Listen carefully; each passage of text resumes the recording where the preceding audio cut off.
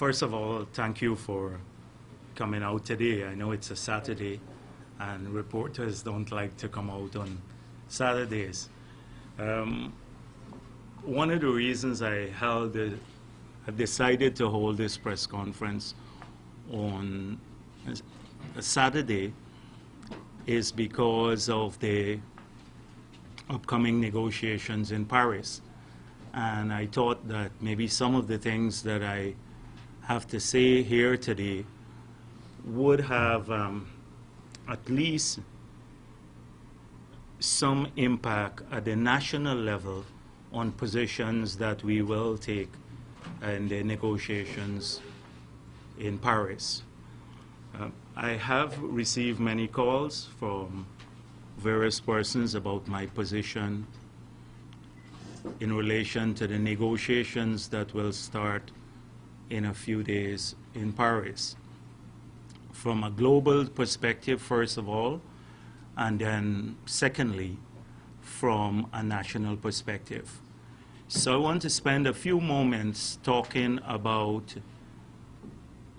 the global perspective and how I see things evolving in the next few weeks. First of all, I'm very pleased that there seems to be a renewed momentum after Copenhagen. And that renewed momentum has come about because of the hard work of many people, non-governmental organizations, as well as many governments around the world who are progressive. We have a great opportunity in Paris to do what we did not do in Copenhagen, when the world had expected great things and they had expected a globally binding agreement that would have been the turning point for how we treat carbon-based economies in the world. Paris offers that opportunity again. But the question is, will we rise up to, or rise to the level where we will make full use of the opportunity? And do we have enough political will on the part of the major players to make this a success? Now, the French minister, foreign minister, who is the chairman of COP21, has identified 4 broad areas in terms of the organizing framework for the meeting. He has indicated that, first of all, the area is the agreement itself. And what the French want is a globally binding agreement subscribed to by all parties. Secondly, the INDCs. The third area that he identified was finance for climate-related action.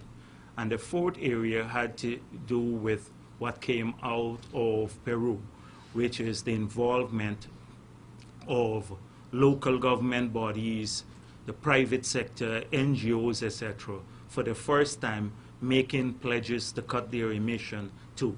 Because this is essentially, the agreement is an intergovernmental agreement, but the new feature of Paris is to involve local government bodies as well as NGOs and the private sector in what to make pledges in and to give effect to an intergovernmental arrangement.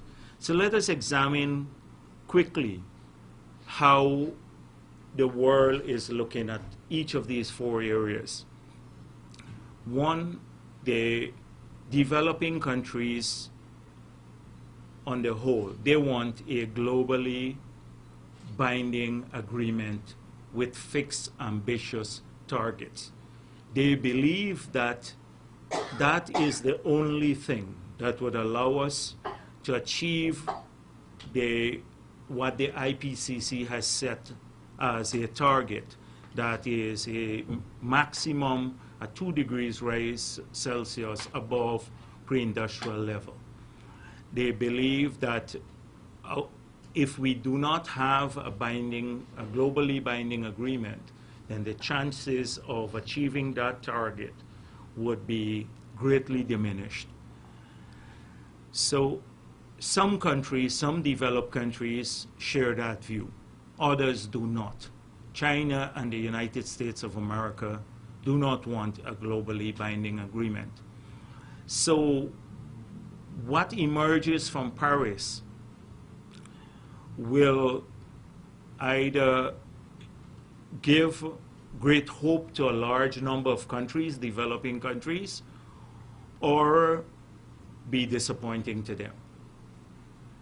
And although the world is trying to sell the pledges, the INDCs, as a progressive move forward, without binding agreements, because these pledges made in the INDCs are voluntary pledges. And so whether we will be able to achieve the target set by the IPCC is still up in the air. So that is how many countries see, or the negotiations that would take place among heads and among our leaders will deal with, first of all, with a legally binding agreement. In my view, success at Paris would result in a global agreement that is legally binding. If we do not have that, then it is just a fallback position. What we are agreeing to there would be suboptimal. I'm very pleased that countries have also made their pledges through the INDCs. But if you are very generous and add up all those pledges, including the conditional ones, you will find that they will not result in a maximum temperature rise of 2 degrees Celsius. It will be more 3 degrees Celsius. And that is if we're generous and we add up all the pledges made in the INDCs. So clearly, it's not enough. Enough is not on the table. Now, what we've been hearing is that, well, these are just initial pledges, and countries can ratchet up their ambition over time. But if they can ratchet up their ambition over time, so they can also ratchet down their ambition over time too. As we had seen when you had the global crisis, economic crisis in 2008, many countries moved away from their pledges. So that is the big worry about the INDCs. The third area that the minister spoke about in terms of the framework for negotiations is climate financing. And the pledges, $100 billion were pledged in Copenhagen. That is $100 billion by 2020. As you know, I was part of a committee established by the Secretary General to come up with some options of raising the $100 billion. We made several suggestions. It is entirely doable. The problem is that we still do not have a major movement on this pledge to enshrine it into the agreement emerging from Paris. And if this pledge is not kept and reiterated in the agreement in Paris, then many developing countries, over 130 of them, would feel that we have retreated from Copenhagen. We have not advanced from Copenhagen, because for them climate financing is critical. In fact, many of the pledges made in the INDCs are conditional upon climate financing being made available. So that's the third area. All three of them have problems. The fourth area is the one that I think is an innovation, and it is something that is very, very positive, and that is involving not just central governments, but cities and local government bodies and the private sector to make pledges. So, but in the absence of a strong agreement, then what many of the efforts by the private sector and by these local government bodies will not materialize, because they need a strong framework agreement within which to implement many of the initiatives, the carbon cutting initiatives that they are currently doing. So in a nutshell, I think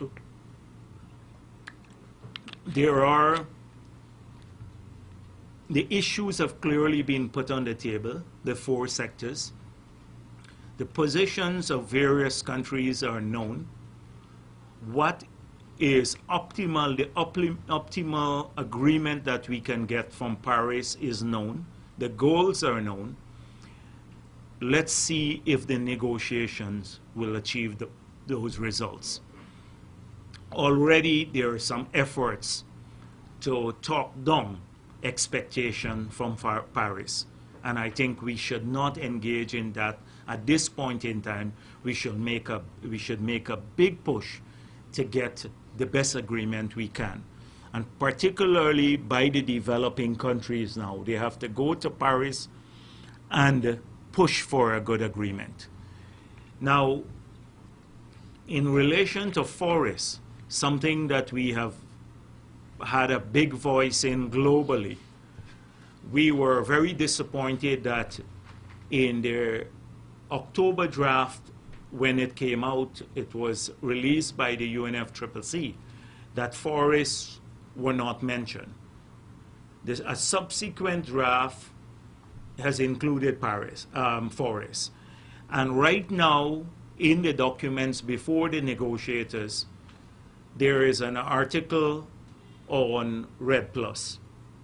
It includes the Warsaw plan and 3 decisions that was made in 2013, and 3 other decisions on REDD+ that emerged from 2015. Those are in an article in the main agreement. Also, in the decision document that accompanies the agreement, there is an article there about forests too, and financing for forest initiatives. The task before us as negotiators and countries is to ensure that by the time the final agreements come out, that we manage to preserve these articles and decisions. Because many people, there are some who want to get them out of the document. So advocacy has to be strong. Our representation has to be strong. Now, I know our negotiator, who has been there for a very long time, Andrew Bishop, he's going to push strongly for the inclusion of forests. But to get that included in the document, we also need political support. And this bothers me a lot, because globally we have lost momentum because we are not clear about this government's climate policy. We have lost momentum in relation to the leadership role that we played in many of these fora. I have, from the sidelines, tried to keep us relevant, but we have lost relevance. We were in the forefront of the fight to get REDD agreed to, that is, reduce emissions from deforestation and degradation. And then when we found out, and it was accepted globally as a concept, and we found out that it would not have benefited countries that didn't have high rates of deforestation, we managed to build a coalition working with others to get the concept to evolve from REDD to REDD+, which involve conservation efforts and efforts to preserve the forest, so that Guyana would have been involved. We tied up an agreement with Norway, that was a world-leading agreement. On a per capita basis, it's the largest sale of forest carbon anywhere in the world. And that model was used by many countries. Prince Charles mentioned it, Hillary Clinton, President Clinton, the Secretary General of the United Nations. Many others mentioned Guyana as creating a model that answered most of the questions that were raised in the negotiations as to whether REDD can be a permanent mechanism and whether it can work. Questions of permanence, accountability, inclusion, governance, all of these issues we dealt with in the model.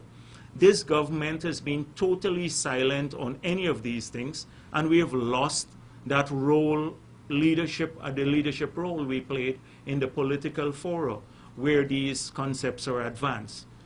So my worry is that they're not at the table, and we have sent Minister Trotman to Paris, and he has not made or given us any indication as to what this government's climate policy is, nor have we heard of his position on REDD+.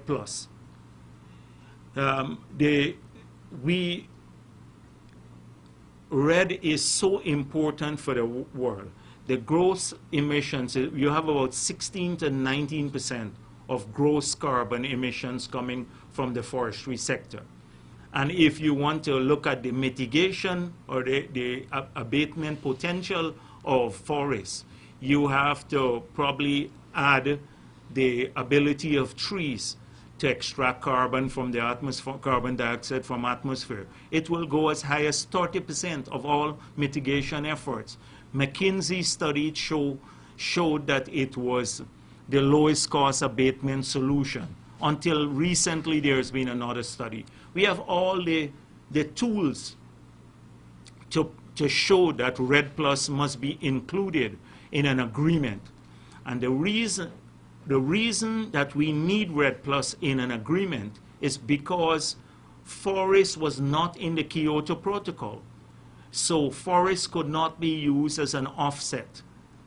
And that affected the price for forest carbon. Let me give you an idea of what this could mean to Guyana. When we did this study with McKinsey and Company, when we looked at the potential of our forests to earn carbon payments per annum, we came up with an annuity, that is an annual payment of over $500 million per year to Guyana for our forests, and that is with carbon price at $5 per ton.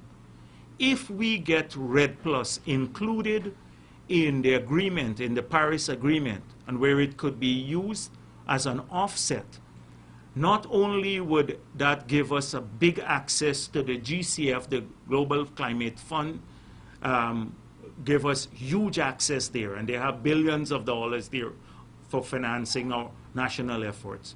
But just imagine if the price of forest carbon goes to $30 per ton, as it was in the European Union emissions trading scheme. If it's $5 per ton, and we could get an annuity of $500 million, and it goes to $30 per ton, we could get an annuity at $3 billion per year from the sale of forest carbon. You know what $3 billion per year is? It's the entire size of our economy. And here we're not paying attention to this issue. All we have done so far, this government has done, is to get the technical staff to prepare the INDC. And even the INDC does not have political leadership. That is what they have submitted to the United Nations. And most of you, I don't know if you've been following this, but they had 1 or 2 consultations on it. very few people knew about it, like how we had big consultations on climate-related issues. Very few people know. And it's not creative. It lacks creativity because there is no political leadership. What it has done, it has emphasized two sectors, basically, for mitigation efforts: energy and forests. Forests, we know about the efforts. And energy, it is hydropower, they listed, and solar energy, and wind energy, and biofuels for transportation. So they're saying our national pledges would be to maintain the forests and to go down the renewable energy route. We had submitted on the Ghana's second national communication to the United Nations a document that was much more comprehensive 2 years ago. They've left out the potential of agriculture and about retrofitting buildings and making more green buildings.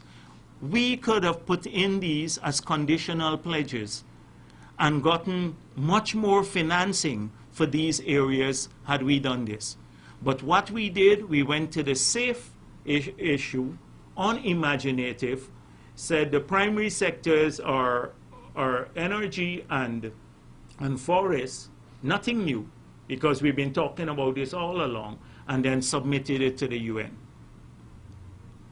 Now, so that's in relation to the INDCs. Let's talk about the low carbon development strategy. Not a single mention of it recently, and if it's mentioned, it is in passing.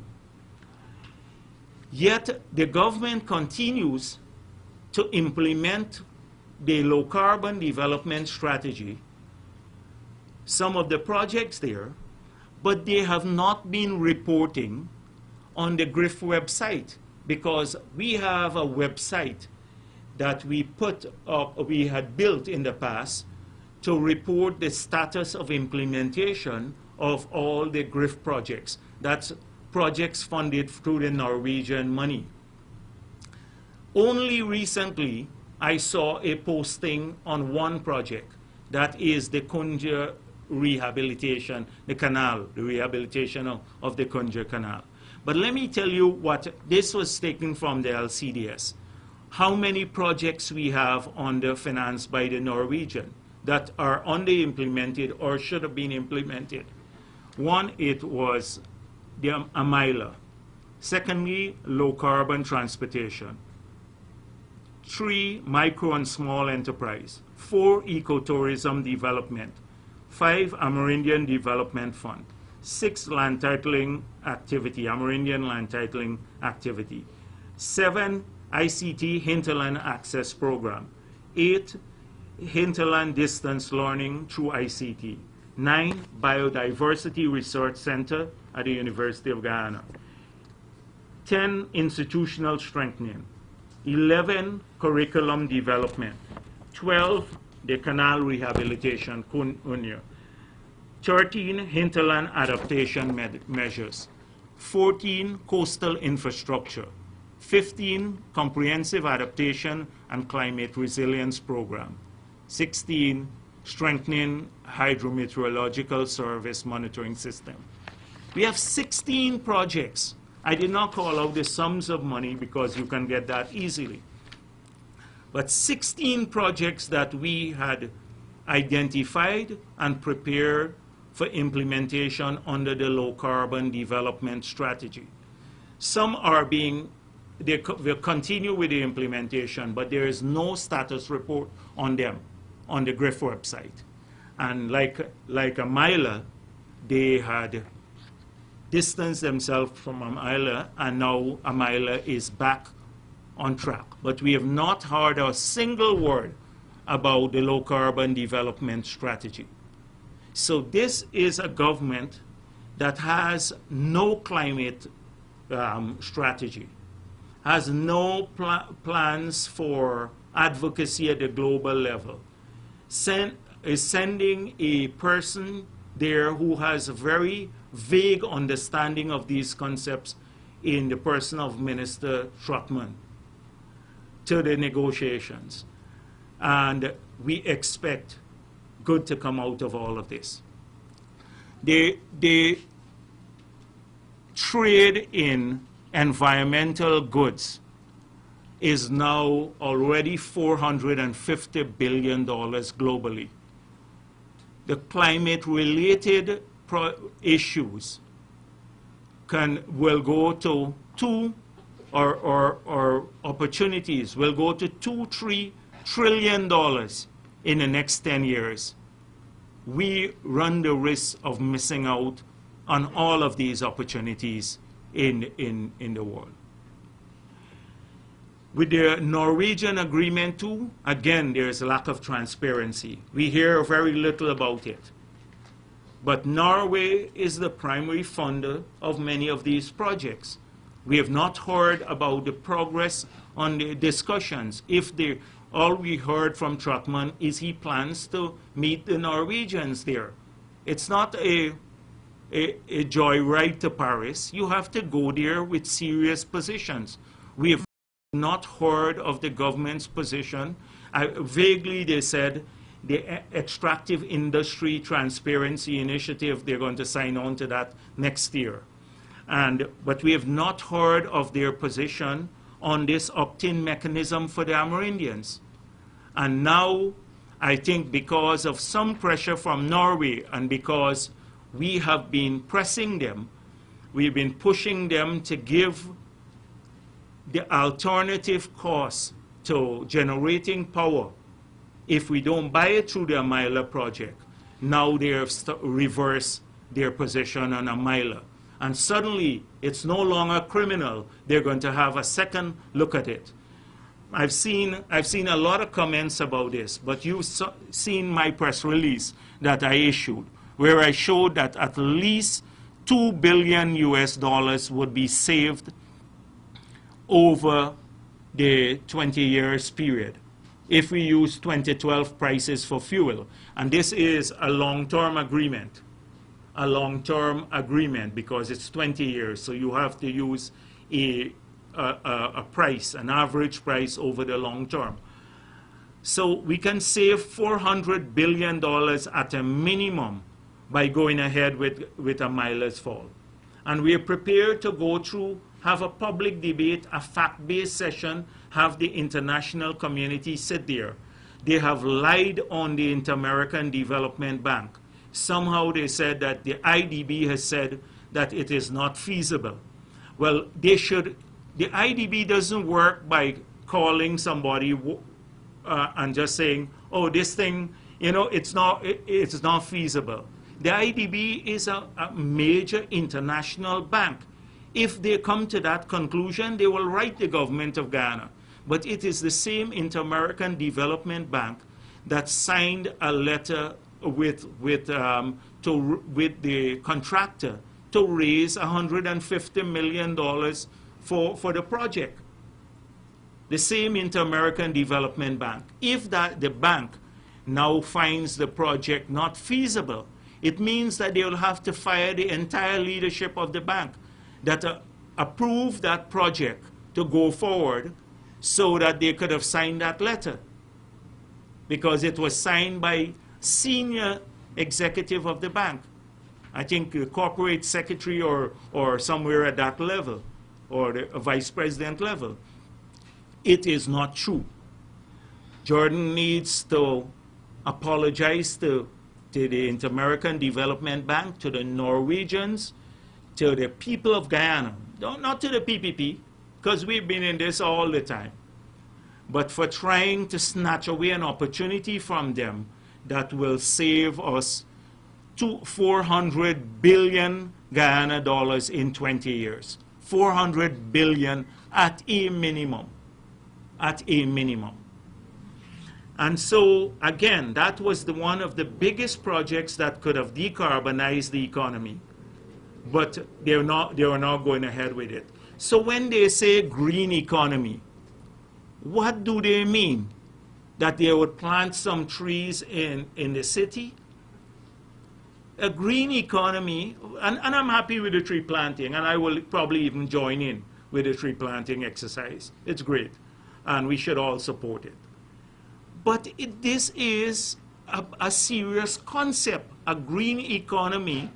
It's about using the opportunities presented by green technology, green initiatives, green financing, to create wealth at the country at a scale that will move the country forward, move it from a middle-income country to upper-income country. Not by planting a couple trees, and that's what they believe that this green economy is. So you heard the concept everywhere, everyone talking about this green economy. But no clear position on the low-carbon development strategy, no clear position on the biggest investments in our history and the largest in terms of decarbonizing our economy. No clarity on that. No clarity on the INDCs, and even those are unimaginative INDCs. No clarity with the Norwegian fund. And then we hear Trotman saying, same Trotman, we want to create a sovereign wealth fund. A sovereign wealth fund, and I don't know if he has gone through this carefully, but a sovereign wealth fund is created by income. Basically, if you have balance of payment surpluses, we don't have balance of payment surpluses. Fiscal surpluses, we don't have fiscal surpluses.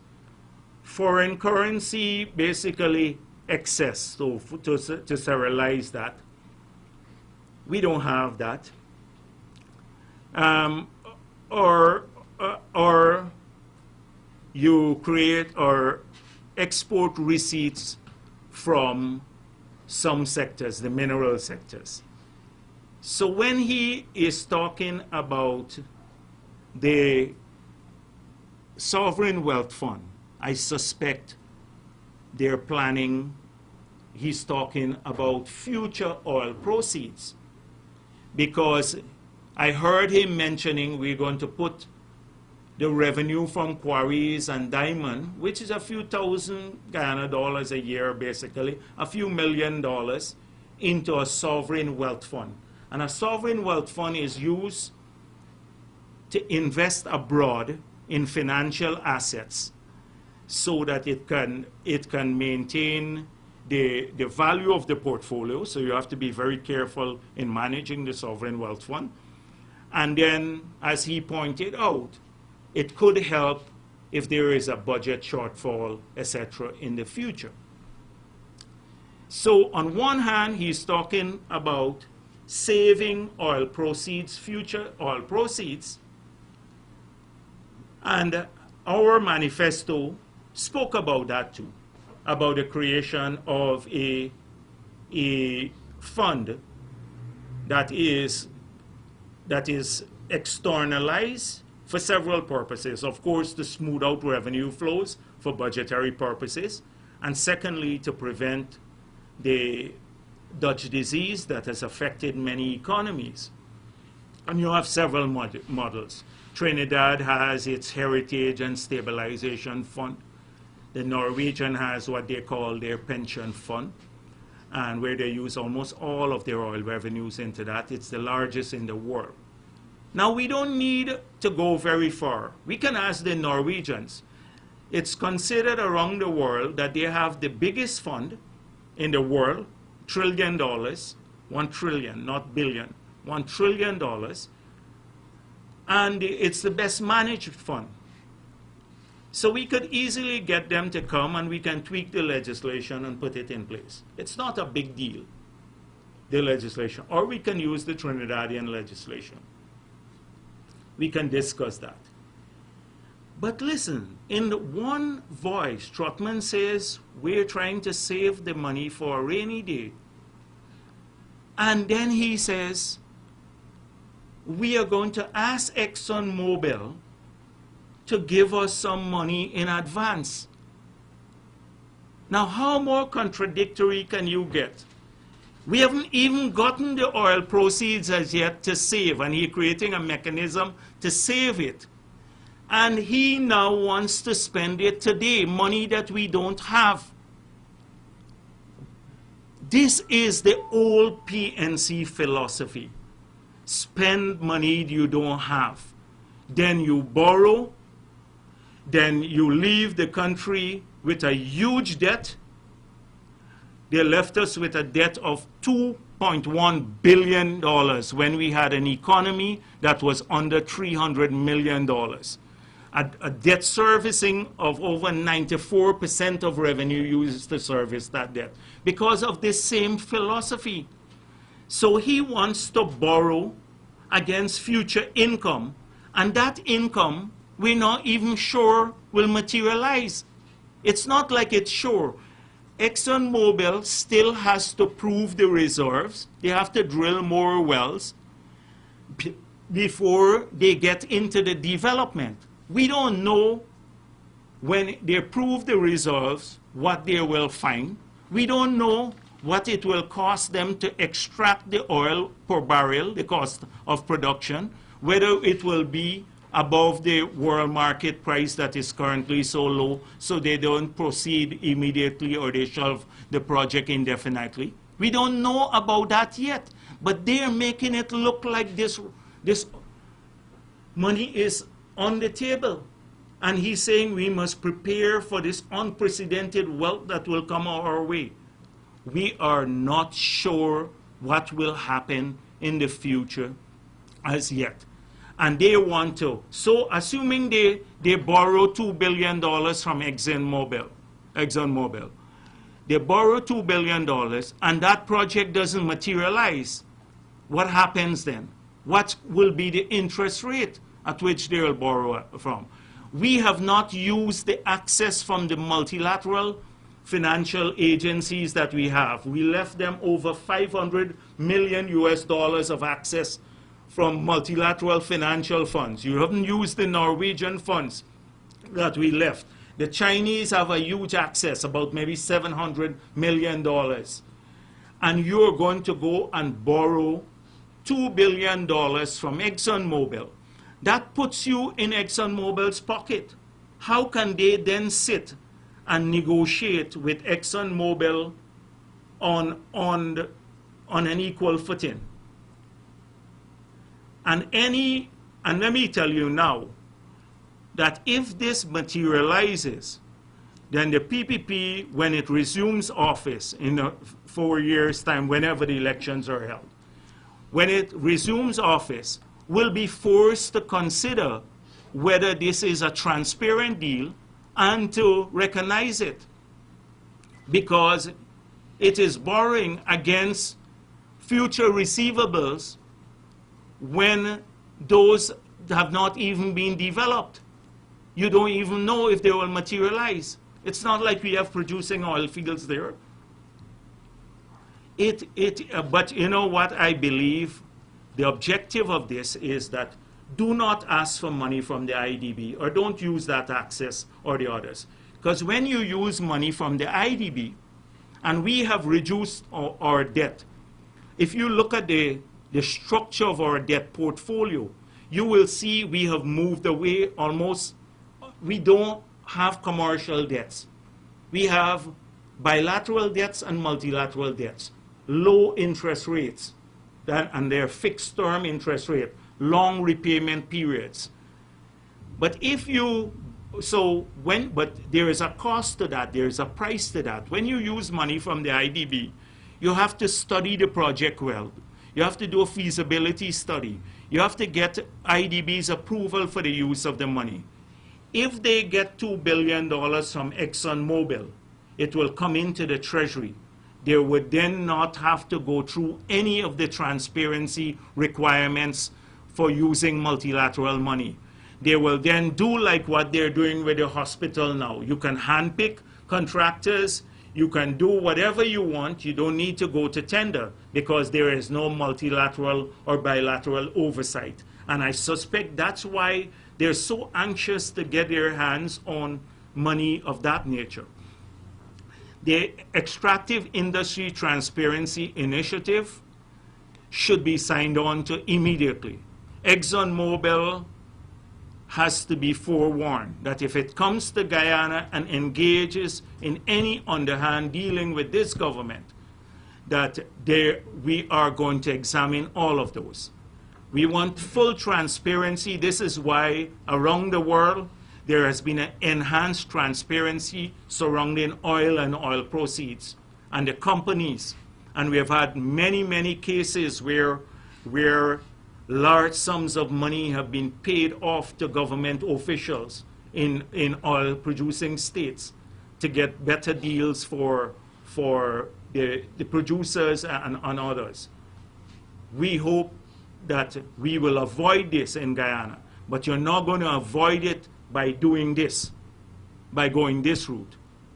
And so this is a huge issue for us. It's a transparency issue, and we need to pay careful attention to this.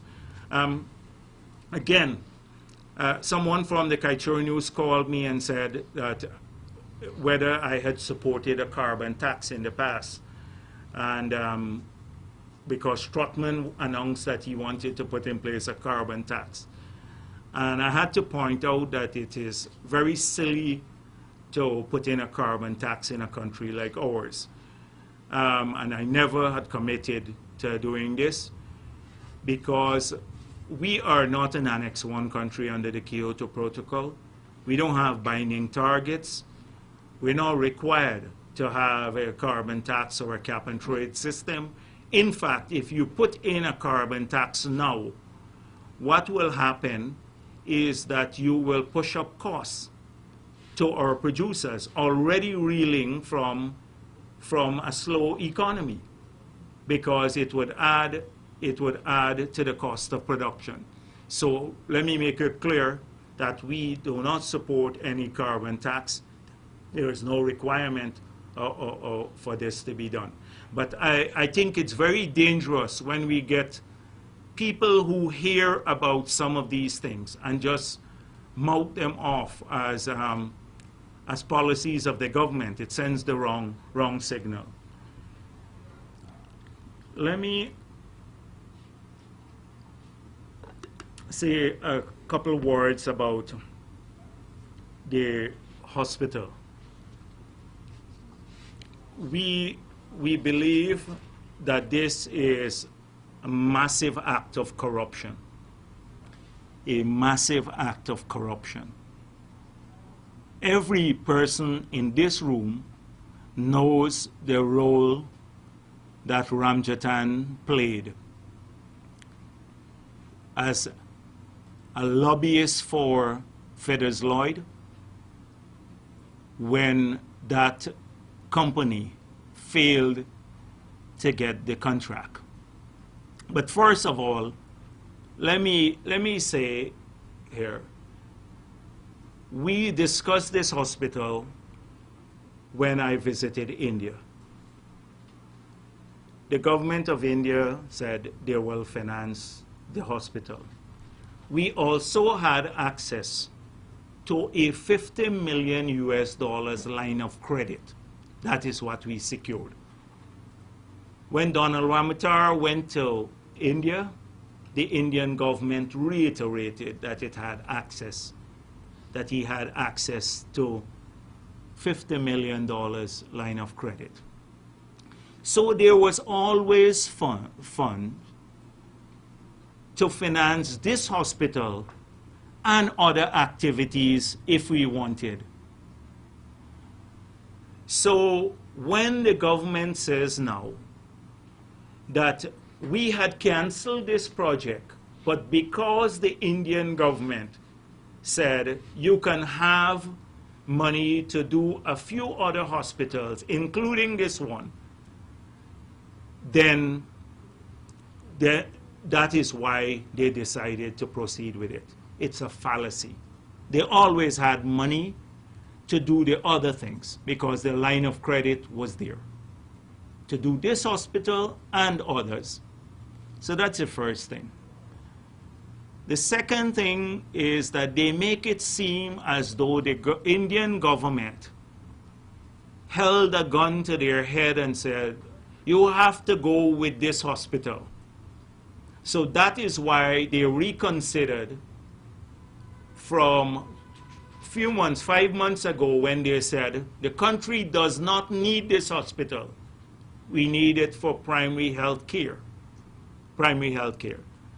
So they're saying they don't agree with this hospital, basically. Is that what they're saying now? That they don't agree with the hospital, but since the Indian government forced them to go with it, they will go. That's absolutely not true. The Indian government did not force them to do this. So they are backpedaling from the need for the hospital. And we pointed out when we were going to build this hospital that it is a good hospital. It is necessary in a country like ours. Any hospital that can do open heart surgery for $5,000 US is needed. It will not only be needed for Guyana, but people from around the world may eventually come here. But first of all, it's built for our people. For our people. You need it. And of course, many other tertiary type operations that would be needed. So that's the second thing, it needed. But for political reasons, they did not proceed with it. Now, they have argued that they are going with the second ranked person, the one who did not get the bid. But they have a duty, first of all, to release the evaluation report done by the last government. Because they're using that report now to say that this was the second ranked bidder. That report, the evaluation report, which was not done by politicians, 3 technical staff did the evaluation report. That report will show that this company was disqualified. So it was not the second ranked bidder, they were disqualified. And that was done at the technical level, not at the cabinet or by ministers, but by the technical evaluators. So the first thing they should do is release the evaluation report to the public on the basis of which they're going ahead with the contract. But even if they were the second ranked bidder, and that's not true. Imagine somebody, you have done some work, the previous contractor did some work that we sued. We don't know what's the cost of the work that they did yet. So the rational thing, the right thing to do, the only thing that you can do as a government, the transparent thing to do, was to hire an independent company to evaluate how much work was done, what needs to be done, remaining work that needs to be done, what are the new bills of quantity, and then go out to tender. But what they did, they took Feeders Lloyd now. And so Feeders Lloyd would decide how much work was done there. So if they say $5 million or $2 million of the $4 million that we spent on the project was done there, and Feeders Lloyd came up and said, we assess it to be $500,000, then the country gets duped $1.5 million. $1.5 million. Because there is no independent evaluation. And so apart from the fact that they didn't go to tender, which is something that would have allowed us to get a competitive price again, a bid again, then it is the fact that they hired Feeders Lloyd to do the evaluation and to come up with the design and to equip the place. And they will decide probably what kind of equipment will go into, because whether it's cheap equipment or good equipment. And then Jordan says it's an MOU, but I saw, and he refused to answer questions. And the MOU says work will start immediately. So how are you going to start work immediately on an MOU? The same MOU that's reported by so many of the media houses said work will start immediately. So this is unacceptable. So what if the people don't get the work, assuming they're saying that, well, they've gotten it now. What if they come up with too high a price and suddenly we don't want it anymore? How much do we have to pay them? Are they doing this for free? The assessment. There's so many questions that have to be answered about this. There's no transparency, and particularly with Ramjatan's role with this company, walking around everywhere with them, then one would have thought that they would have paid greater attention to this. But it is not only this project that we have a lack of transparency now on. At the airport, I've heard that, remember they said first before the elections that we had overestimated the price. Then after the elections, there was something that we underestimated the price by $45 million because the contractor had requested us to increase the contract price by $45 million. And the government said, no, it was a design-build contract. You did the geotechnical surveys, you bear that risk, so you have to fulfill the original specification for the sum of money. So they had a deadlock with our government. This government has moved ahead with the project, but we have not heard on what conditions. What I've been hearing is that the footprint of the terminal building has reduced, and the numbers of these bridges to the aircraft have been reduced drastically. So whilst you're not getting a higher price, you're getting reduced work. So in net effect, they have acceded to the request because you're getting less being built for that the money that we had approved. I don't know if that makes sense to you, but assuming the house, you decide to build a 500 square feet house for $1 million Ghana, and then someone says to you, okay, build it's a 250 square feet, but the same $1 million. That is what we probably get at the airport. So you didn't change the contract price, but you change what we are getting for the project. And we would like to see some more details about this. The country would like to see that. And we want to know more about the Marriott Hotel.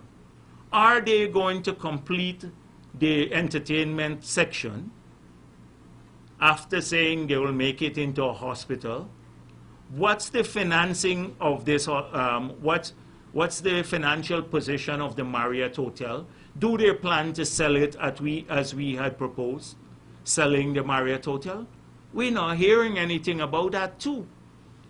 And we have not heard anything about the Hope Canal because they said it was corrupt and was useless. So where is the audit report for the Hope Canal too? And where is the audit report? I thought they would have come up with a report for the specialty hospital before they decide to move forward. Another audit there, because that was supposed to be corrupt, that they should have come up. And the NISIL report, why isn't it being released along with the response by NISIL? They should release the NISIL report and the response by NISIL too. And the other audit reports, I heard they've released the one for Carifesta, but they should release, well, it's hard to get the accounting officer now because he has died, Mr. Booker, who who was the permanent secretary of the Ministry of Youth, Sport and Culture, because he was the accounting officer. It's hard to get his response now, but that was 7 years ago. Release the reports. Let people comment on the reports, all these audit reports. So if you're getting them, release them to the country. And I'm still hopeful that they will agree to my proposal that we go jointly to Parliament to make public the assets that members of Parliament and former presidents, etc., own, especially abroad, since this asset recovery unit is saying that they can't track things abroad, that their assets abroad with a penalty of 5 years imprisonment for lying. I am still hopeful they will do that, and I'm still hopeful that they will convene Parliament at some point in time so we can debate the motion to release our tax records for the past 10 years, so people will see what the members of Parliament have paid, all of those who argued that they were making such large sums of money that they had to get the 50% increase. That transparency issue will go ahead. And I hope that we will get, the clerk has said that we'll have to retable our motion to reverse the salary increase, but we will retable it and we'll have that debate, especially in light of this government saying to sugar workers now that you cannot get wages increase, or we are unwilling to start wages negotiation, and offering a paltry sum for the API, and argued, one minister said sugar workers are overpaid, and another said Nagamutu, whose portfolio is minimal, but they have him going around talking things up. He is very vacuous. That's all I can say, very vacuous. Doesn't have any policy experience, doesn't know anything, prone to making big rhetorical sounding speeches. But he is saying, oh, about the sugar workers, well, you know, the industry is not doing well. They claim that the industry is doing better. The sugar industry is doing better under them, and we're happy for it. I'm glad the production increased because it justified that our investment in Skeldon was a good one. All that their newspaper, and every week we used to have in some of the newspapers here about how Skeldon was a white elephant. The TCTS at Skeldon was on the 11. Fantastic, fantastic. And so I'm happy that the sugar industry did better. So pay the workers more. And for Nagamutu and the others to say, oh, they didn't work, basically implying that people didn't work hard enough. These ministers came in office, produced zero so far, and their salary increase is retroactive to July. So after a month and a half, between May and 1st of July, they got a 50% increase in their salary for doing nothing. And the sugar workers who have increased the cane production are told that they can't get any salary increase. And these guys got a 50% increase. Nagamutu's salary has gone to $1.7 million a month. And he has the gumption, the gall to talk to the sugar workers about justice and about productivity and production. None of them. And if Harman is giving out his money in donation now, why did he take it in the first place? Why did he take it in the first place? And I hope that now that he's decided to do that, he will vote with the PPP to reverse it when we go to Parliament, since Harman believes so strongly that there's no justice in it. And by the way, there will be a separate account set up. I've asked Minister Teixeira to set up that account as Chief Whip. Every month, members of Parliament on our side will pay a sum into that account. The sum would include the increase minus their tax liabilities for the increase, and it will go into that account. And once a month, the members of Parliament from the PPP side will get together, and we will decide which charity we'll give the money to. So coming back to, because when I was out the country, I heard there was a lot of controversy surrounding this issue, but that is the position. So the sugar workers, this is very important. These sugar workers now, every time they strike, they're told it's political. Under the PPP, it was industrial. They struck early in the year. For when we didn't start wages negotiation in May, you had strikes. We're in the end of November now. And they expect the people not to strike. And because if they strike, it's political. And there's justice in industrial action. And secondly, this unconscionable reduction in their API. Unconscionable reduction in their API. So we want to see more attention to that. The rice industry, I've asked Siraj to write the Minister of Agriculture. I don't know if we have a response as yet, with a 9-point plan to save the rice industry. We're not just criticizing, we're making suggestions. For gold mining, we've asked the government to reduce the royalty rates and to probably cut the acreage fee by half or remove it totally for the gold miners, so that they can have some respite now in these difficult times. And to ensure that the tax concessions that they gave around budget time, that it could reach small people, not only for a few people in the industry. And we hope that there will be greater, I was talking about accountability, that the money spent in the city is a slush fund, total slush fund. I'm happy with the work being done, but if you go behind the dynamics of how the money is spent, have you seen public ads, hundreds of millions of dollars being spent in the city without any public advertisement? Without any public advertisement for contracts. There is absolutely no transparency. And it's a slush fund, and I think it's being siphoned off for local government elections. Being siphoned off in many ways. Absolutely no accountability. I hope that the Auditor General pays attention to this. As with some agencies, I heard even the GWI, that they're pushing some contractors to take advance, so against a bond. The work hasn't been done as yet because the implementation rate is low.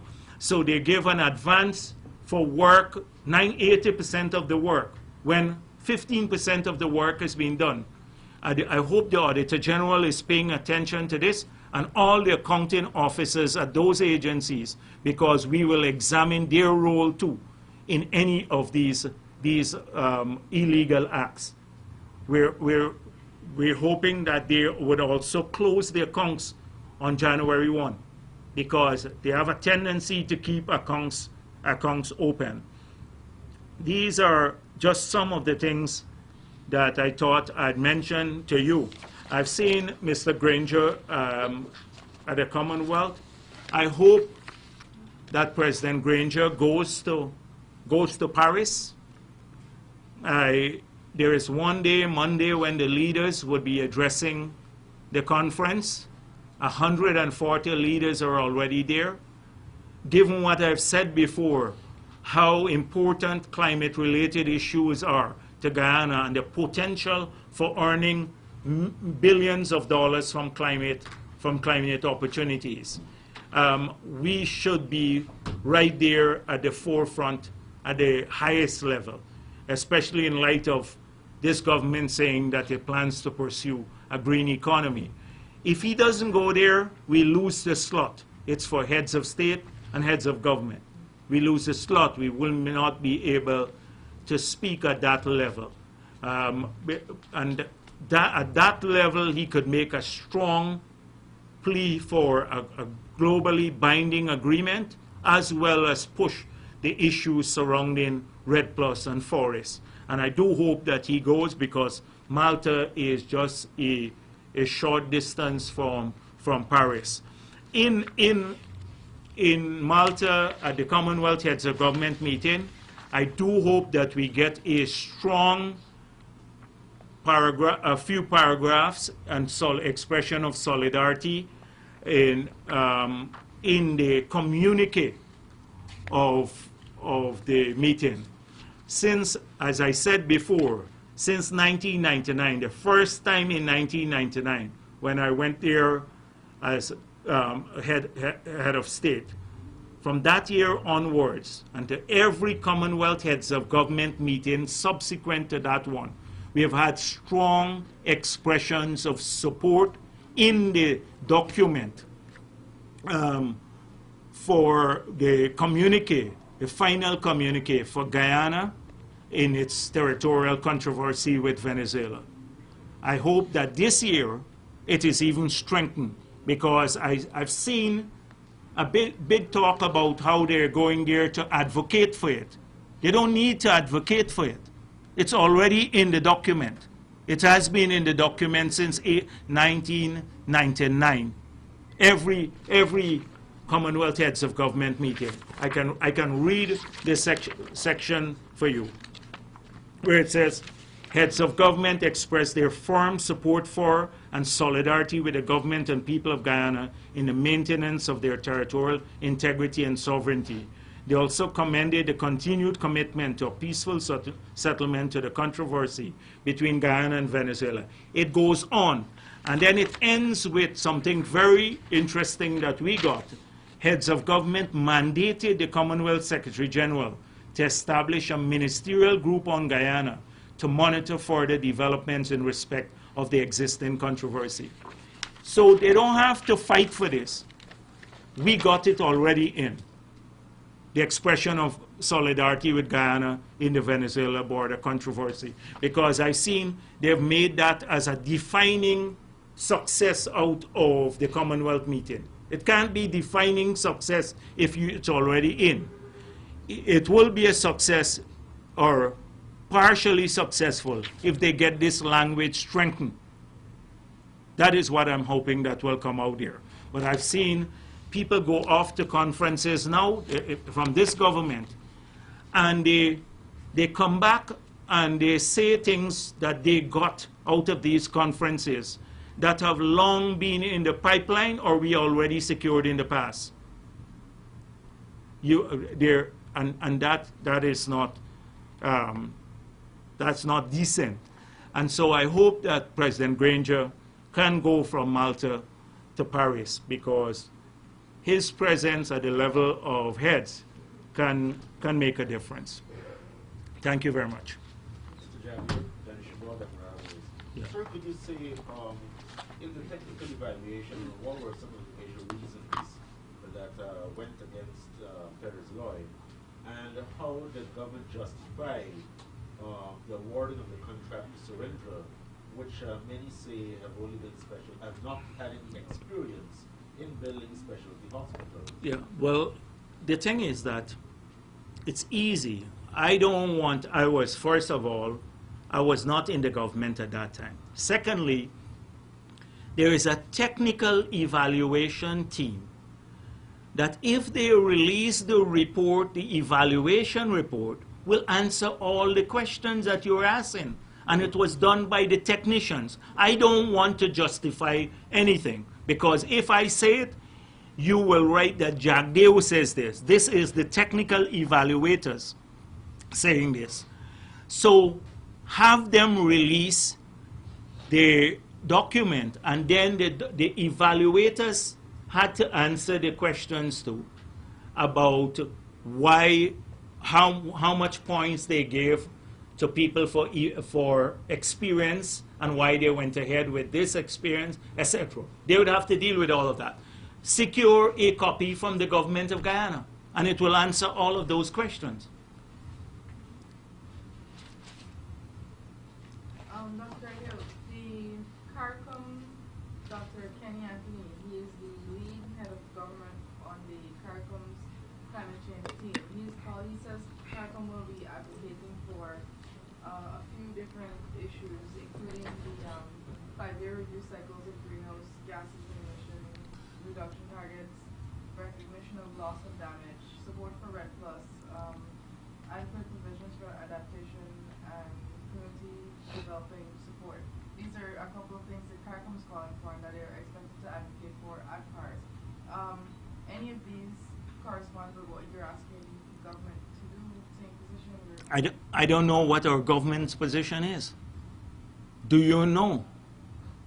Outside of a couple of conferences that they were pushed to, they did a mediocre draft of the, well, not mediocre, well, I shouldn't say that about technical people, but an unimaginative draft of the INDC, and then the local NGOs pushed them, and they had another meeting, and that was it. But how many people here know what the government's position is on LCDS in terms of its timeline, its objective, its renewal, updating projects? How many of you know about the discussions they've had with Norwegians? What the nature of the correspondence is? What are the issues before? How are they dealing with a MILA? What's the nature of the conversation between Norway and the government of Guyana on a MILA, on the opt-in mechanism, on EITI? How many of you know about these details? And this is the entire media core of the country. And so they're not transparent.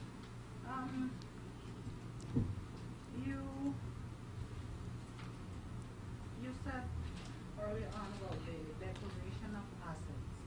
My question categorically is, you will be prepared. Will you be prepared also to declare your assets, both local and world? Yes. And I'm advocating it. I said former presidents too. well, I have to get that you say that.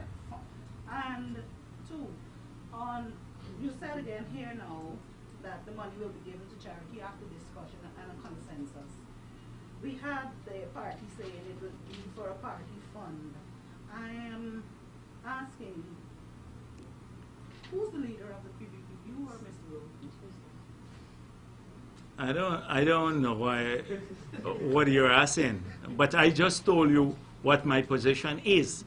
My position is that this is not going to go to the People's Progressive Party, the money.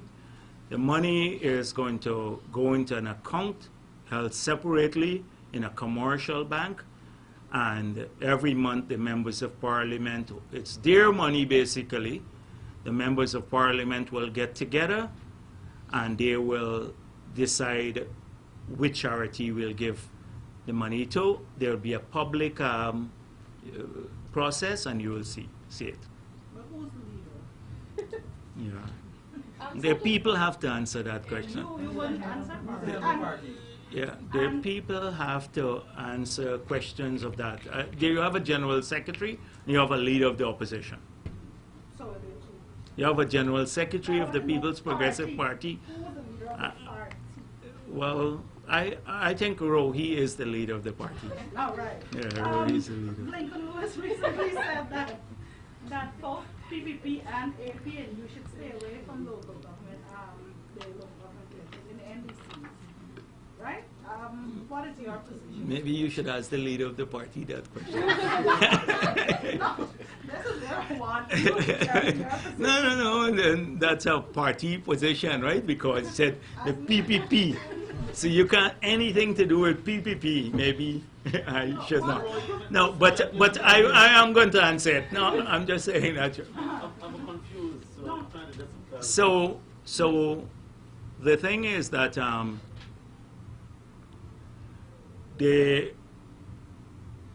I don't know. There will be probably places where the party has to decide on a strategy. But we have already made it clear a long time before that at least 50% of the people on our list will be non-members of the party. At least 50%. We want a lot of young people to come in, to for local government elections. We have been practicing this. We have Region 1, the regional chairman is probably in his early 30s. The vice chairman, she is about 20-something years old, 20-something years old. We have in Region 5, the chairman is in early 30s. The vice chairman, I think he's in his 40s. The Essequibo Coast, the chairman is in his 30s. These are, we have demonstrated that we believe in young people to lead. In our cabinet, we've shown that over the years, when we had ministers at 29 years old, and you remember Rodriguez, who headed the foreign ministry, and Ashley Singh in their 30s coming into the government. We believe in young people, so we want a lot of young people to come into the movement, etc. Yes. So just a few questions. Yeah, sure. First, on the 2016 budget, there's supposed to be consultation starting. In your direction of the opposition, what are some of the things you'd like to see in the 2016 budget? And secondly, there's been a recommendation from the NISO forensic audit report that it should be shut down or made into a small department of the Ministry of Finance. Do you believe that this would be a wise move should government choose to follow suit with it? And lastly, what do you believe is government's biggest blunder thus far? Let me go through one at a time. So, yeah, so the one about NISIL, I think that the government needs to probably keep NISIL. I am in favor of keeping NISIL, and you will see that all of the audited reports from NISIL, that they show give them a clean bill of health, because these audited reports are already out. And I believe when you would have seen the so-called forensic audit and the response by NISIL, you would also conclude that NISIL played a very useful role in a transparent manner, but was demonized by vendetta, private vendetta, by some newspapers and by the opposition. And constant, almost every single day, something, a fabrication of a story. That led to what the agency was doing being portrayed as being corrupt. When you would have examined everything, you would find that NISIL has played a useful role in our development and has done so in a very transparent manner. Now, the new government, when they were in opposition, they made a big issue about closing NISIL, and secondly, about the corruption there. So, and that NISIL is not necessary. They find themselves today in a dilemma. Either they admit that they were wrong and they need to keep NISIL, or close NISIL and fulfill their promise. They are in the dilemma. I'm not in a dilemma. I believe NISIL played a very important role in our history and in our development. And it has done so in a very, very transparent manner, and the audits will show that. And so they are caught up with this issue. The second thing that the Ministry of Finance in particular is now in a conundrum as to what to do is the issue about the transfer of funds from the so-called private accounts, because they made a big issue about these funds being corruptly held outside of the consolidated fund. That was the mantra of Gulsaran and Christopher Ram and many people who are now ministers. So when do they plan to transfer the funds? It could have been done in a single day. All they require is one statement or a direction from the Minister of Finance. That's all they need. But 6 months have passed, and they still are holding these monies out there. And it's 20-something billion dollars. So are we to conclude that they're keeping this money out there for corrupt purposes? Because if it was kept out there for corrupt purposes, then that's the only reason Jordan wants to keep it out there. But if he's saying, no, it's not for corrupt purposes, then he needs to apologize, like in the first instance, go back and say, we were wrong about the PPP. These monies were kept in these accounts for good reasons.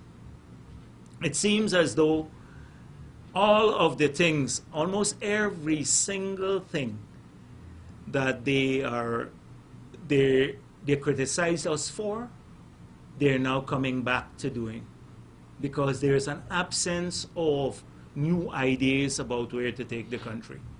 So Myla, the airport, the hotel, the hospital, these private accounts, they're all held there, retention of NISIL, almost everything that they were so vocal against. And over time, more will unveil itself. But on the other hand, this would have been okay with us. This is okay with us. But at least chart the future, the way into the future for us as a country. That's your obligation as a government. And the snippets that we've seen, there is no credible, consistent strategy program that has clearly defined goals about improving, creating wealth, etc. We get little snippets from a few ministers. Or Gaskin is doing something extracted from the National Competitiveness Strategy, and Trotman is saying about sovereign wealth fund, and we'll have this unprecedented wealth in the future.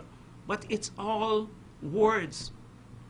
It's all words. Where are we with a serious strategy? And Jordan is still the proverbial ostrich. He doesn't see anything wrong with the economy. And it's very contradictory. One time he seeks to blame the global slowdown, and another time he's saying, oh, people are bad-mouthing the economy.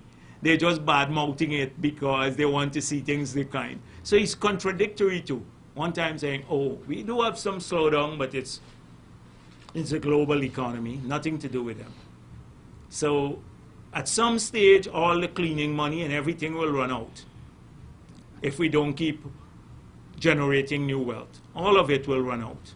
And the reserves are going to go down, and then that's when you start seeing major problems. That's when you start seeing. So that was one question.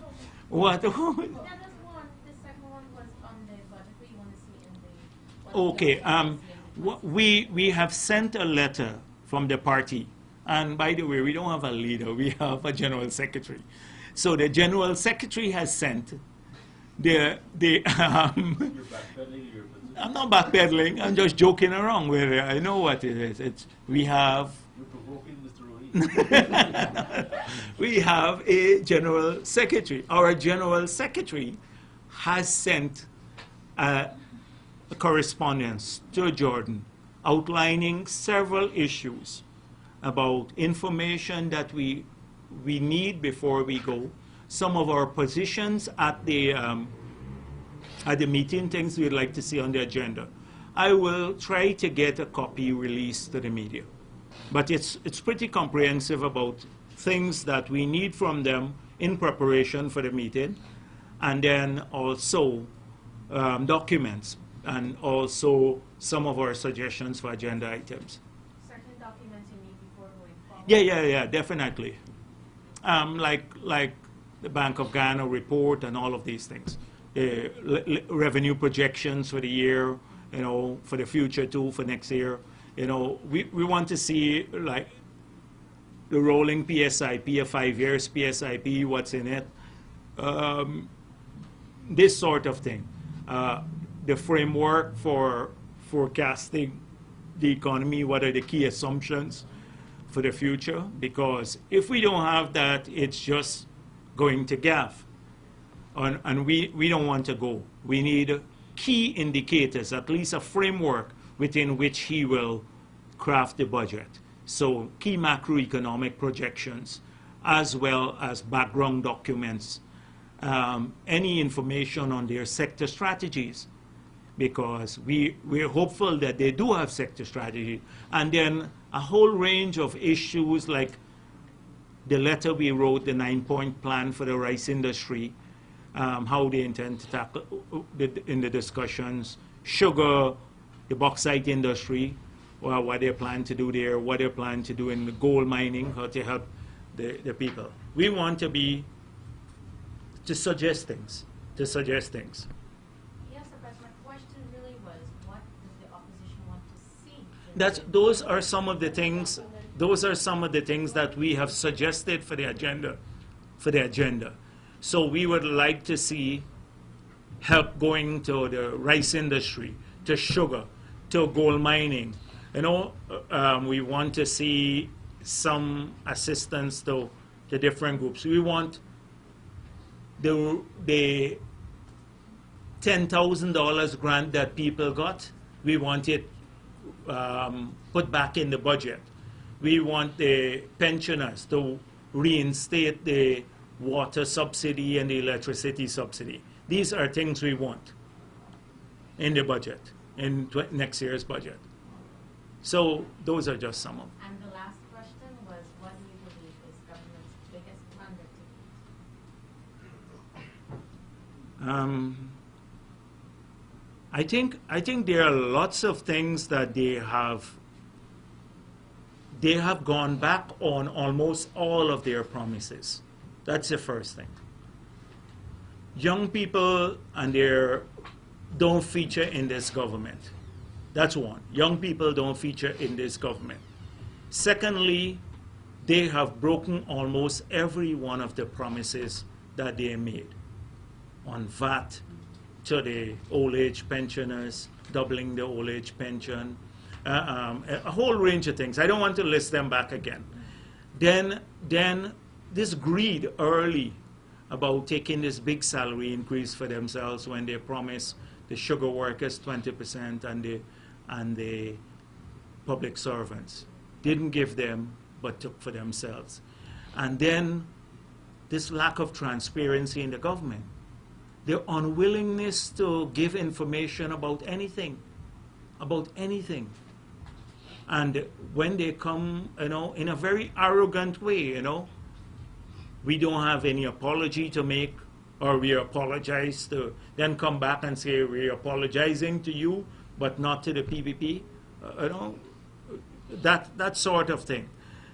Nothing. It's not to the PPP, it's to the people of this country. But so far, all of those things are bad. But it is their inability, the incompetence, the inefficiency, their ability to tell us where we are going in 4 years' time, except in shouting we can get oil money. Where are we going to be in 4 years' time? What will happen to our economy? What will happen to people's well-being? It's where are the jobs coming from? It's not just shouting a good life and a green economy. These have to be supported by real strategies. Where are the real strategies to create jobs?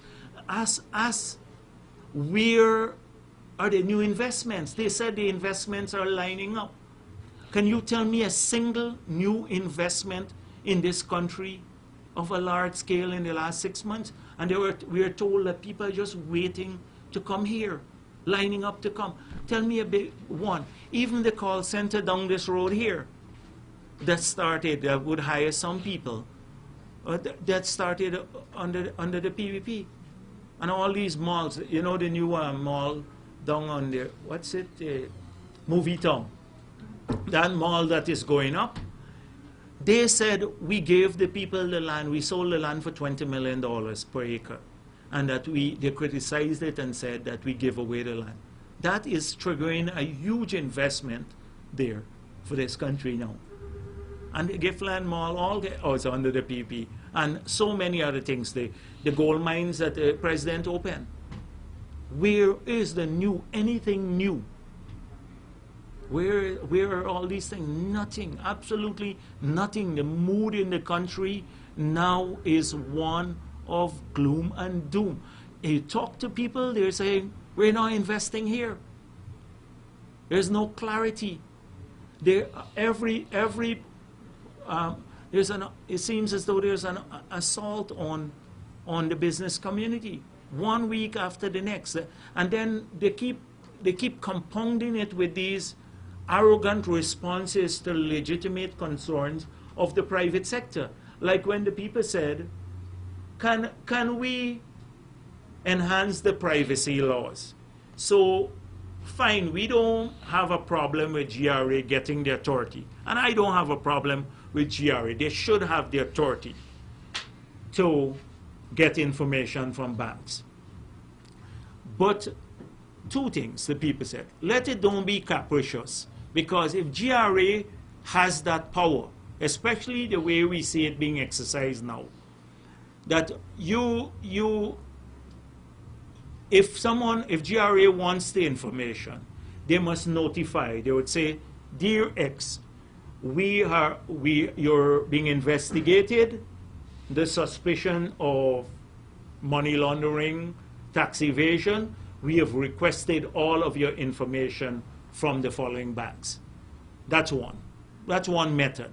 So at least you know. And that it's not done capriciously. And if somebody then requests the information, say a junior staff of GRA, because for private purposes, then they will get into trouble because they have not followed that procedure. Or alternatively, like we do with the courts, you go to the court, a judge, you say, I want to investigate this person for money laundering or terrorist financing or whatever else. And then you get a court order to do it. That's how things should be done, transparently. That's what the people are asking. Why can't you put that in the legislation to say that GRA has the authority, but this authority needs to be exercised in accordance with some safeguards? Here, we had an arrogant dismissal of the concerns. Now that, you know what that will do? Even people who would put their money in the bank, they may have evaded some taxes or something like that. They put their money in the bank. What if they start withdrawing it at scale and then start switching it? It would just exacerbate the situation. You put a lot of people in a kind of uneasy state. Nobody wants to invest in that kind of environment. So you support the private sector's call in its entirety? I support the private sector call. I support also the GRA having the authority, but with some safeguards being put in place to ensure that the authority is exercised in a transparent manner. That's what I... On your issue where you said that they should release the audit reports, a couple months ago you said that give the government 6 months to do all of their investigations, and after 6 months then we're hoping that they get down to business and address some of the concerns that you reiterated today, economic growth, jobs, wealth creation, that sort of thing. 6 months later, what's your position now? Well, 6 months I was being generous, thinking they would have finished all of that in 6 months. But I don't know what's going on. Frankly speaking, I don't know what's going on. And listen, it's nitpicking. Take, for example, setting up this border committee that the president spoke with me about. I said to him at my meeting, I said, we will participate. I said, we will participate. I came back and I said to the press, I told the president we will participate. I said it about 10 times to the nation that we will participate. When asked about this, I don't know, it might be Trotman said, oh, I didn't indicate formally that I will participate. So I gotta write a letter. Who was it? Oh, Grenade said that. Oh, Grenade said that. Now, if you're really serious, I said this to the president in the presence of Greenidge and 6 others. We are ready. I said this to the whole country. How many times? But they want a letter to say, we are one-line letter, we will participate. And then on the basis of that. It's about this formality.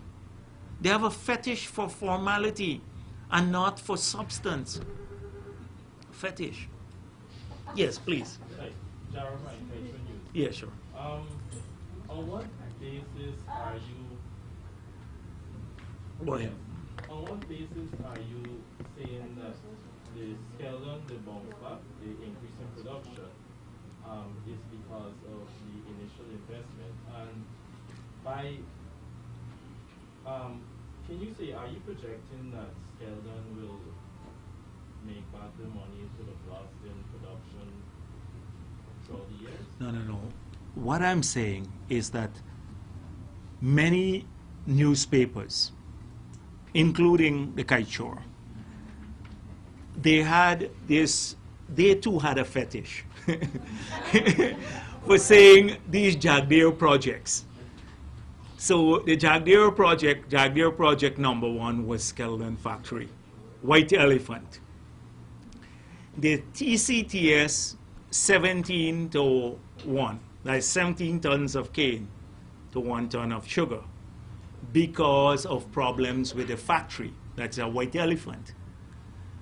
Now, the same factory is doing 11 and less than 11 tons of cane to 1 ton of sugar.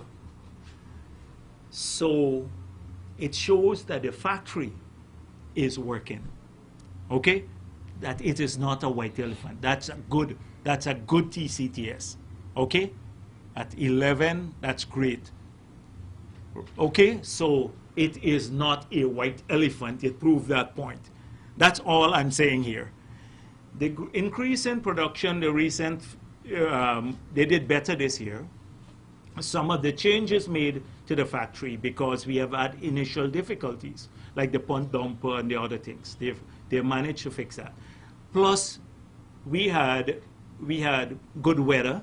We had better weather and stuff like that. So you did have more cane going through the factory. And I don't want to knock any production increase, because I'm happy about it. But I'm saying that White Elephant project number 1, that was under Jagdeo, that it justified. White Elephant number 2, Hope Canal. You remember that too. Hope Canal, waste of time, etc. Hope Canal now, but you don't hear much about it. They opened it the first quietly. It saved the whole rice crop in Region 5 and stuff. I think it paid back already for itself. It's 16 million odd we spent there. White Elephant number 3, right, was supposed to be the stadium. White Elephant number 4 was the convention center. White Elephant number 5, the airport. We're going ahead with the airport. The Marriott, yes, the White Elephant number 5. The specialty hospital, White Elephant number 6, 7, I lost count on them. The Amila Fall, FIP Motilal. I want that report, the evaluation report on FIP Motilal 2, released. The government now will have this government can release that report about the FIP Motilal arrangement that Kite Shore News was talking about all the time. They should release all of the assessments on the Amila hydropower project. And release, can you please ask them to release the evaluation report? Yeah, no, members, no, anybody from the media. For the road. Can you do that? Please ask them to release that. Yeah, yes. So that is what I'm. So I'm just talking. I wasn't making a point too much about sugar, but about the factory itself. You understand?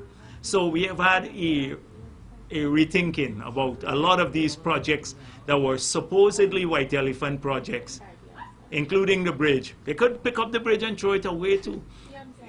Huh? Yeah. All right. Let me finish with this gentleman here. He's still on the floor. Yeah.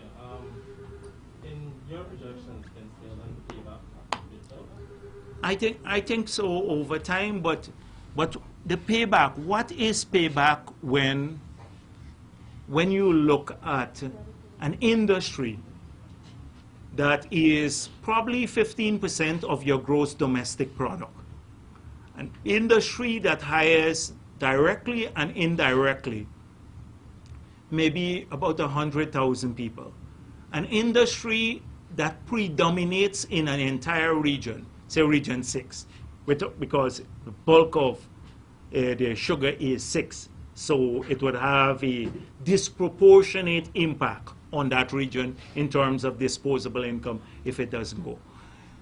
An industry that brings in a significant part of your foreign currency earning. That is how you have to assess these big sectors. So when the United States of America decided to put hundreds of, well, literally hundreds of billions of dollars into the financial sector, right? Private financial sector, it was largely for purposes other than paying back or investment. It was the stability of the economy too. And so you can't look at it in a straight line way. If you do look at some of these industries in a very straight line way, dollars and cents way, then you're not going to have people employed. So the same way we gave subsidy to the bauxite industry in the past, and the same way we subsidize many other, like GPL. The capital injection in GPL that we have made over the years, we'll never be able to pay it back from the rates that people pay. Never be able to pay it back, because that was a deliberate policy to keep electricity costs down. And by the way, I've seen them saying that they can't afford the electricity bill for streetlights in Bath Settlement and other places. Now, clearly, there must be some justice issue. We're spending over $2 billion to provide cheap electricity subsidy in Region 10. Over $2 billion of taxpayers' money subsidized there. We have now, because of the drop in electricity, the fuel prices, GPL's accounts have grown to about $5 billion they have sitting on now. They have about $5 billion. They should have done two things. Either support these ventures, extend power to more people with this huge windfall they have, or reduce the electricity bills. That's what we did. When you have a fuel price now, they're sitting on about $5 billion in GPL. That is in surplus, because we are overpaying now for electricity based on the current price of fuel. And you're telling me you plan to put lights in Sophia, but you can't fund the ones in Bath Settlement, pay, and it's hundreds of thousands of dollars rather than millions. It smacks of discrimination. Mr. Jagdeo, about Yes. climate change in Paris. Yes. Do you believe that you would have been the optimum person to represent Guyana at these talks in Paris? No, I think we have a lot of bright young people and who can make a difference. I think the president has a special role to play. If we're going to pursue a green economy, he has to be seen as leading from the front. And his absence in Paris will not send that signal that he's leading from the front. And in fact, if we don't get him to go there, we can't speak there that level when the heads are speaking on Monday. It would be later in the negotiations that the ministers get to come in towards the end. But they have set aside a special day for heads, and the heads set the tone. And so that is all I'm saying. One, we need to have leadership from the top, and secondly, we need to have a national position. So if we have clarity on the national position, then we can all advocate for it. But I know that the minister doesn't have clarity about our positions on various issues. And I believe he'd be wandering around the halls in Paris with very little to say. Follow-up question. Are you saying in a nutshell, when you started speaking about the funding that's available to us, that Guyana is not tapping into funding from the Scandinavian countries that is afforded to it? First of all, we have the Norwegian agreement that we need to service properly to get the full amount, the $250 million, and to utilize the funds for the dedicated purposes. We then need to now start negotiating the next agreement with them to set out the framework, because we have a better the monitoring, reporting, and verification system. Now, there are some things that can change in that agreement, but we need, so first of all, servicing the existing agreement, getting the full 250 million, using it for Guyana. Then negotiating a new 5 years agreement with Norway. That's one. Clarity there. Secondly, we need to explore other means of funding. So the Global Climate Fund, we need to put in projects there to get more projects into that, etc. Because that's a big pool of money in the future. Thirdly, this is where the advocacy and the profile, international profile matters, is to create an enabling framework that gets REDD Plus enshrined in the agreement coming out of Paris and in the decisions accompanying that agreement. If we do that, then we create a framework that sees our forest carbon that we trade now, or we sell at $5 per ton, can escalate up to maybe $30 a ton. And then that would, rather than bringing us a few $100 million a year, could bring us billions of dollars, even more than oil. And it's renewable. That is what I'm saying. Three sets of things that we can do. But we don't have any clarity. There's no clarity on these issues. And when I say we, I mean they, the government. I don't mean me. All right? I mean the country. And Dennis, you had a chance already. Yeah, please. 2 questions. One, your party would have been talking continuously about issues with transparency. You mentioned the specialty hospital. You mentioned issues with the city cleanup and so forth. How do you, apart from bringing this to the public through press conferences and so forth, how do you intend to address this otherwise? And secondly, you spoke about the government not having any clear policies on climate change and the environment. Are you willing to work with the government in this regard? Oh, okay. Well, we're willing to share any information that the government, I made it clear already, anything that is national in nature, we're prepared to assist with, but under certain circumstances. As it relates to the transparency issues, we are going to, through various means, we're already in contact with some international organizations. We are going to expose them to the local diplomatic corps. We're going to use the Public Accounts Committee. We'll be putting pressure on the Auditor General to do his job. And I'm hoping that the media, which now some of the ones that were very, very strong on transparency issues, that they would stop sterilizing their stories. Like I see some stories now coming out that have no background, like the specialty hospital one. The specialty hospital, it had no background about Ramjatan's role or anything in it. I've seen some stories. That's not true. I didn't say which media house. Why are you so upset, Kaichur News? Why are you so thing? Did I throw a stone into and it hit somebody? You know, I didn't say anything. I said some I said some media houses, but I hope they would stop sterilizing some of the stories, anything to do with the government. You know, if the PPP had done some of these things, it would have been like it would have been unbelievable every day, the headlines.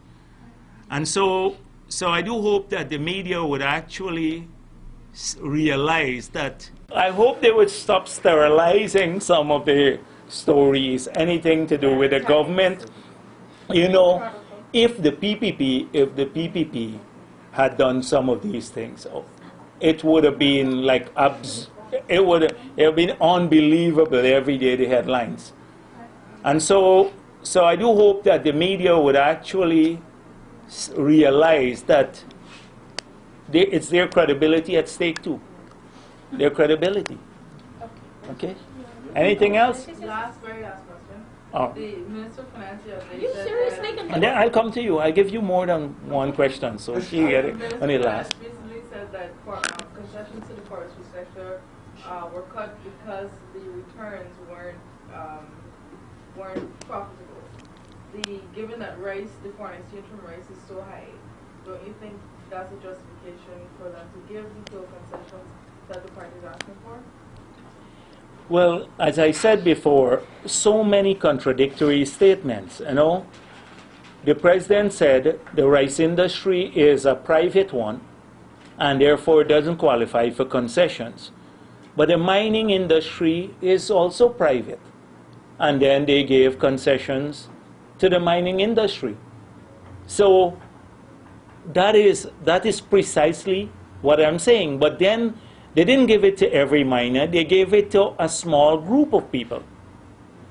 Very small group of people. But the minister made such a big issue about it. You would think that every miner is being helped. And the same thing he did in the budget about the rice industry. You remember his infamous $23 billion. And everybody thought, oh, the rice industry is getting $23 billion. And his statement about it's criminal to go ahead with a miler. He is very prone to lose stock. Mr. Jagdeo. And this young lady here. Thank you. Yes. Sir, just firstly a follow-up on Marcy's question earlier. The General Secretary had told us, I think about a week ago, that there is a fund already existing where monies are going into. I'm just trying to clarify, is there any money there in such a fund thus far, and if that money would be transferred to the new fund? If there is any money in that fund, it will be transferred. If there's any money. If there is. I don't know. I discussed this with the MPs when I got back, and I said, this is our position, so that at any time in the future, now and in the future, you could easily get a printout about how much money went into the fund and how much came out of the fund. So it will be transparent. Maybe once a year, we will say to the press how much money we got paid into the fund and where it went to. So that's how it would be dealt with once a year. Okay, thank you.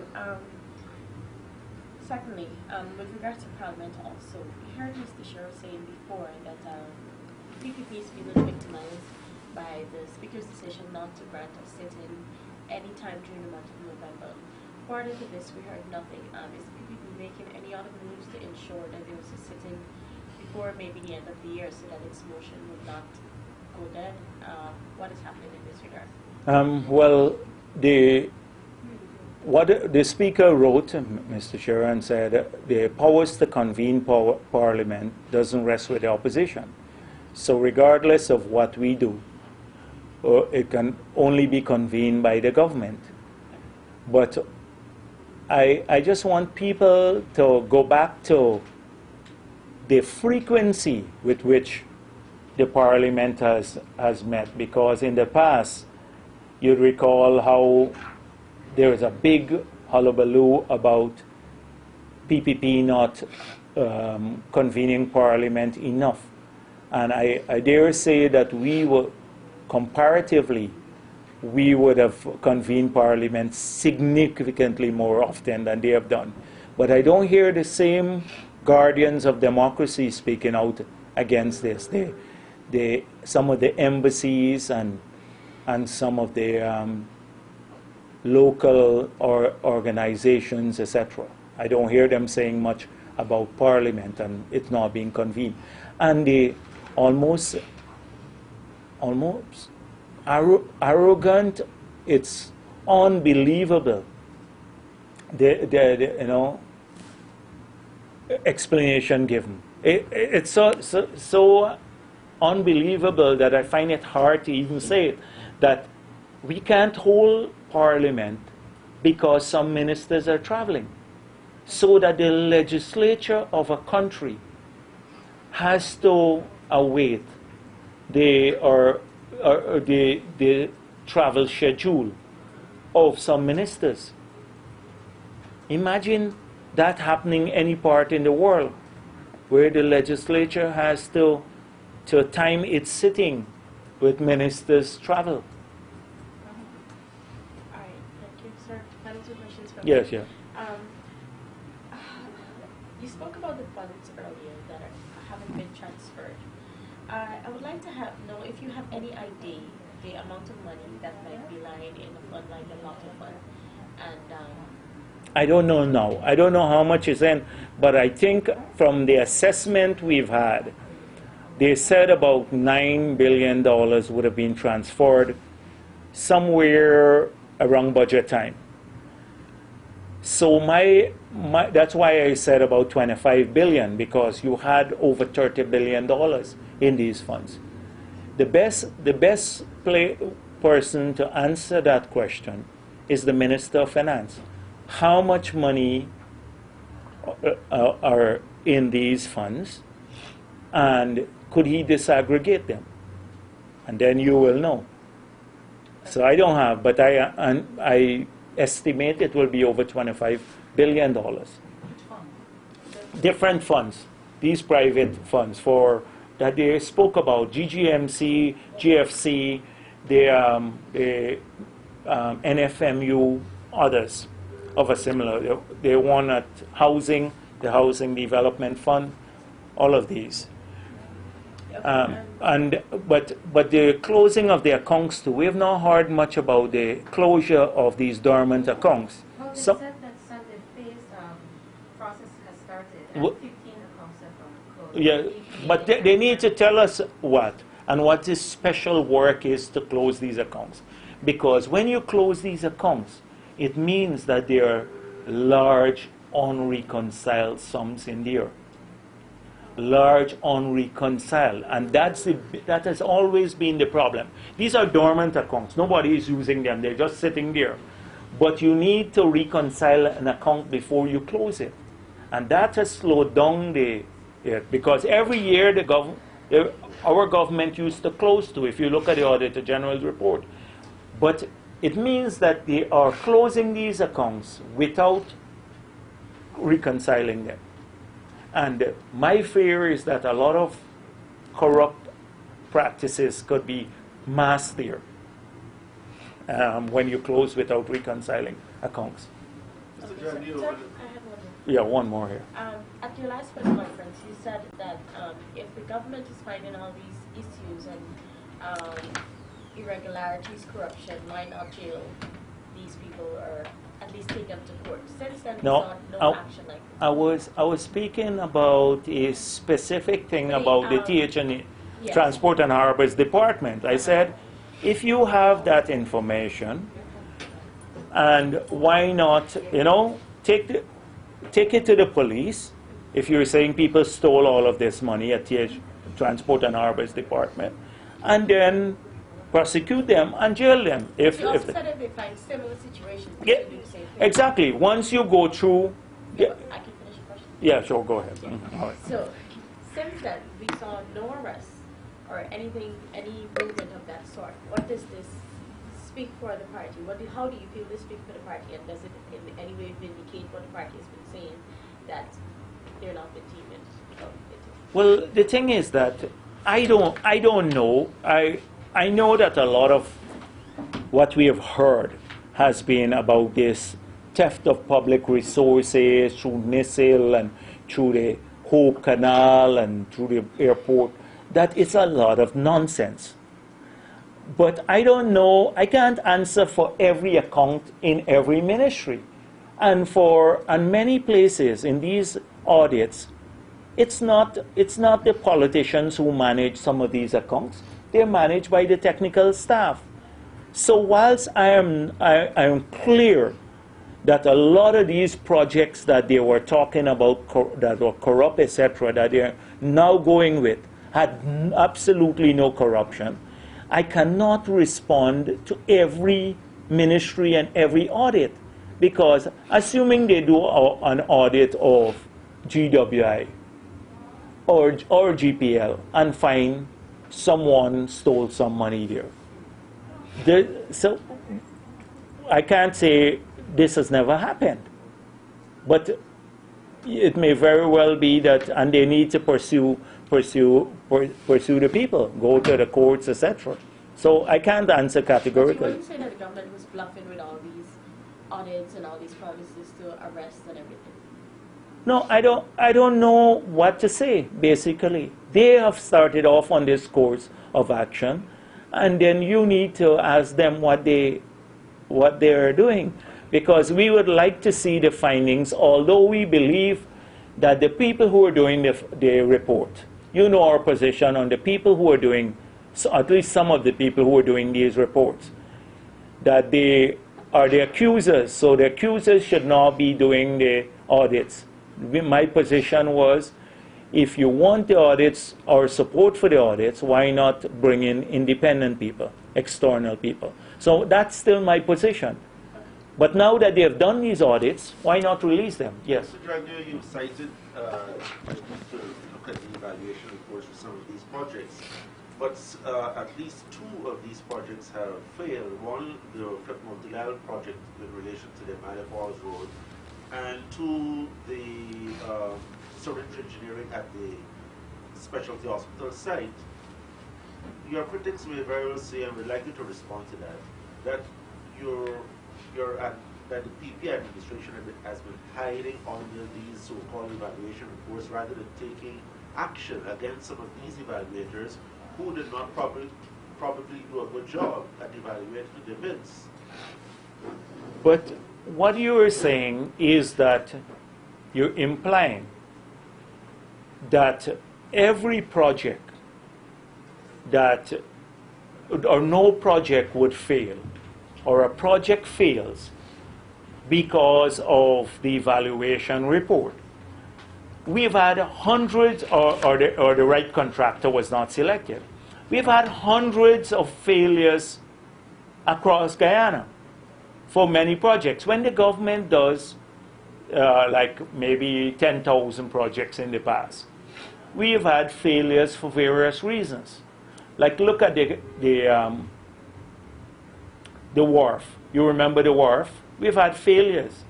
You have a dispute between the people who do the design and the people who contract it, the contractor. They claim that the people who did the design, that it was flawed design they were working with. And then the people who did the design claim that the contractor didn't build according to specs. The political leadership of a country has to ensure that the process through which people are hired is transparent. Not that the outcome would always be the best one. They don't have executive authority. For example, what I mean is that we hired a firm, for example, Public Works approved the final design for the wharf. So when the contractors, the evaluators did the design, Public Works approved it. Not a politician. Not a politician. It is the staff of the ministry that approve it. These are the engineers. Then you have another company that oversees the construction that is made up of technical people too. So when you have a failure, You can blame the politician if the politician interferes, assuming Ramatar or Jagdeo or Robeson-Ben had called and said, don't design the thing that way. Put 5 piles instead of 10. Or the contractor, say to the contractor, do something different. But that is not the role of the politicians. The politicians have to ensure transparency of process. They can't guarantee that there will be failure on any project. So even, look at the United States of America. Look at any part of the world, how many failures in projects you have had. It's the transparency of the process that matters in selecting the contractor.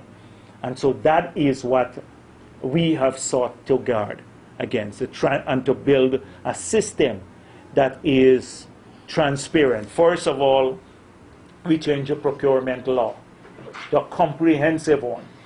We gave the contractors the right of appeal. We took the cabinet out of the award of contract. We decided to tender everything. We set up the tender, the criteria that the evaluators must use in the law. You hire the central tender board, selects the evaluators, not the cabinet. The evaluators produce the report, it goes to the central tender board. A group of technical people there assess it. They make a recommendation to the cabinet. The cabinet gives its no objection.